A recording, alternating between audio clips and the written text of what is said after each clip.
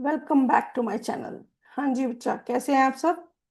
तो आज हम एक क्वेश्चन सॉल्व करेंगे जो कि quadratic equation chapter 4 of class 10th। ठीक है।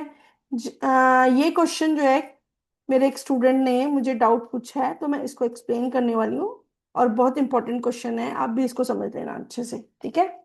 तो सबसे पहले मैं अपनी स्क्रीन शेयर करती हूँ आप लोगों के साथ। Here is the question. A rectangular park is to be designed whose breadth is 3 meter less than its length। ठीक है। तो अब हमारे पास क्या है बेटा जी, एक रेक्टेंगुलर पार्क है। आपको पता है ना सबको, ये रेक्टेंगल की लेंथ होती है और ये ब्रेड्थ होती है। ठीक है। एक रेक्टेंगुलर पार्क बनने वाला है, उसके अंदर क्या होने वाला है जी, breadth is 3 metre less than its length. तो अगर मैं लेंथ को एज्यूम कर लूं x, तो ब्रेड्थ क्या हो जाएगी, x-3 मीटर। ठीक है।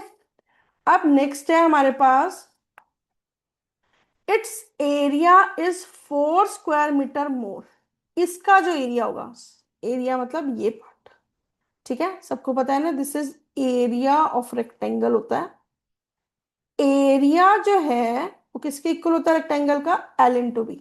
तो बेसिकली हमारा एरिया क्या आ जाएगा इस रेक्टेंगुलर पार्क का, जो बनने वाला है x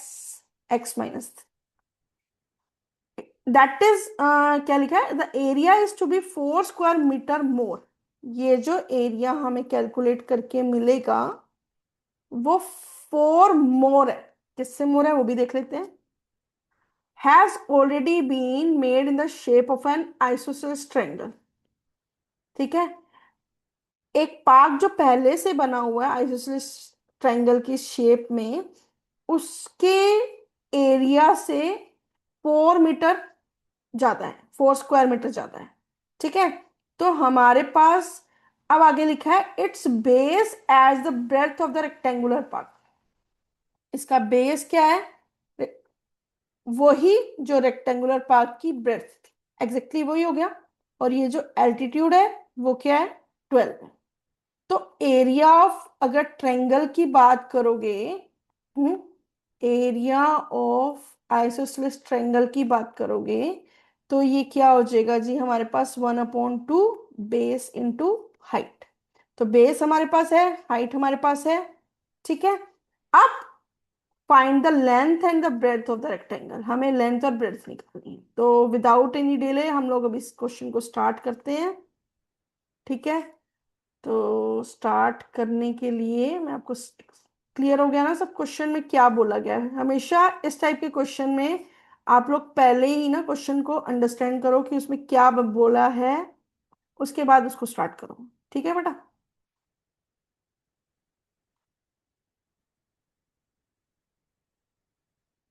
चलो स्टार्ट करें। यहाँ पे लिखो आप स्टार्टिंग में, let the length of rectangular park. ठीक है। Is equals to x। ठीक है। उसके बाद एंड ब्रेड्थ क्या बोला था उसने, breadth of rectangular park is 3 less than its breadth. Rectangular park is equals to x-3 metre. ठीक है। नेक्स्ट आ गया area of rectangular park, that is equals to x-3। ठीक है, मीटर स्क्वायर ओवर। देन हमारे पास आ गया, now the base of iso triangle triangular park है basically ये भी। ठीक है। जो इसकी ब्रेड्थ थी वही इसका बेस है, तो वो क्या हो जाएगा, x-3 मीटर। एंड एल्टीट्यूड, इसका एल्टीट्यूड क्या गिवन था, 12 मीटर। अब area of isosceles triangular park is equals to 1/2 base into height. ठीक है, देन 1/2 इंटू बेस क्या है हमारा, बेस क्या था जी हमारा, x-3 मल्टीप्लाई बाय 12। इसको अगर हम सोल्व करेंगे what will we get, 6x-3। ठीक है, इतना क्लियर हो गया ना। अब आगे करते हैं, नेक्स्ट करते हैं हमारे पास,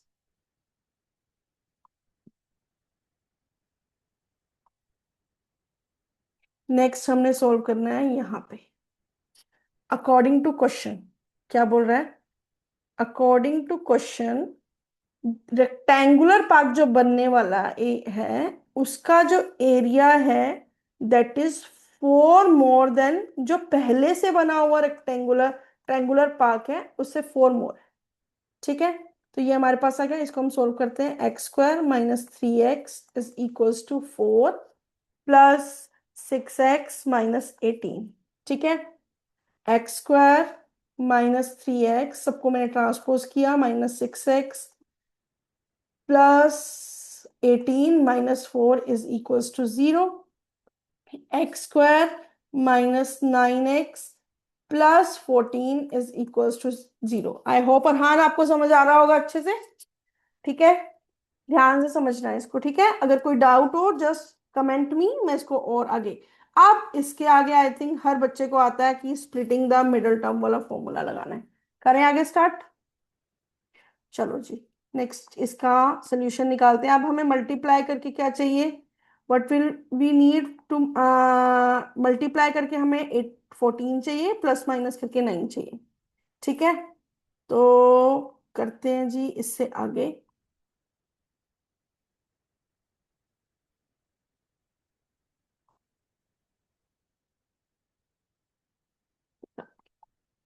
एक मिनट बेटा जी,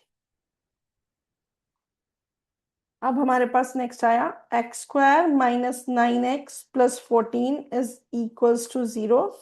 then x² - 7x - 2x plus 14 is equals to 0। x common, x - 7 - 2x - 14 7। अगर बेटा स्प्लिटिंग द मिडल टर्म में प्रॉब्लम होती है ना तो मुझे बोल देना, मैं आपको और अच्छे से एक्सप्लेन कर दूंगी। x - 7 x - 2 is equals to 0, x is equals to 2, x is equals to 7। अब अगर हम लेंथ 2 लेंगे, ठीक है, तो ब्रेड्थ हो जाएगी 2 - 3, that is not possible, negative हो ही नहीं सकती, तो हमारा ये वाला पार्ट तो वर्क करेगा ही नहीं। तो अब हमारे पास लेंथ क्या आ जाएगी, 7, और ब्रेड्थ क्या आ जाएगी, that is equals to 7 - 3 is equals to 4 metre. Clear. ठीक है, ऐसे ही किसी भी बच्चे को किसी क्वेश्चन में डाउट हो जस्ट कमेंट मी, मैं आपको उसको सॉल्व करके दिखा दूंगी। ठीक है बेटा, okay, take care, God bless you.